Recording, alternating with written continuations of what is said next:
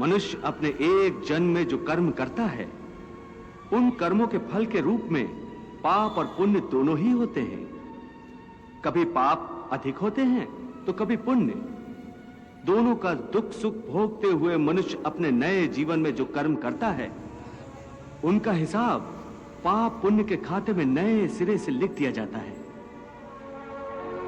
इस तरह इन नए कर्मों को भोगने के लिए एक और नया जन्म लेता है, और जन्म जन्मांतर का यह सिलसिला लगातार चलता रहता है, और मनुष्य की आत्मा का अपने परमात्मा से मिलन नहीं होता, जिसे मोक्ष कहते हैं।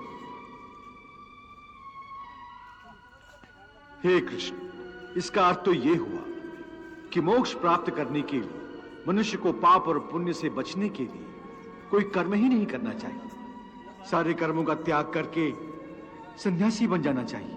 कोई भी मनुष्य अकर्मण्य नहीं हो सकता। कर्म तो उसे हर स्थिति में करना पड़ता है। परंतु सन्यासी तो कर्म का त्याग तो करते ही हैं।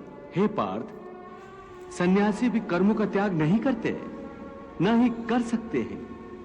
मैंने पहले ही कहा था कि सन्यासी भी कर्म करते हैं। खाना पीना, उठना बैठना, तपस्या करना, साधना करना, ये सब भी तो कर्म ही है। कर्म से कोई कैसे मुक्त हो सकता है? हे केशव, जब कर्म से मनुष्य मुक्त नहीं हो सकता तो वो कर्म कैसे करे कि उसे पाप और पुण्य से मुक्ति मिले? हे पार्थ, इसका तरीका यह है कि मनुष्य फल की इच्छा त्याग कर कर्म को अपना धर्म समझकर करे।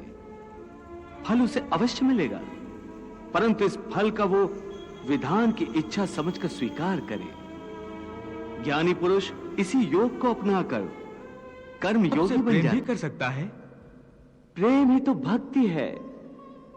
जिसके मन में प्रेम ना हो, वो मेरा भक्त कैसे हो सकता है?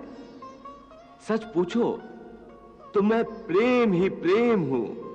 प्रेम ही परमात्मा है। किसी से प्रेम करने की कोई विधि नहीं होती, परंतु पूजा करने की तो कई विधियां हैं। आपके भक्त इन्हीं विधियों के अनुसार आपकी पूजा और भक्ति करते हैं। हे अर्जुन, पूजा मन की साधना होती है, और मन की साधना का विधि से क्या लेना देना? जैसे प्रेम करने वाले दो प्रेमन से मन को लगाकर प्रेम करते हैं, वैसे ही भक्ति की जाती है।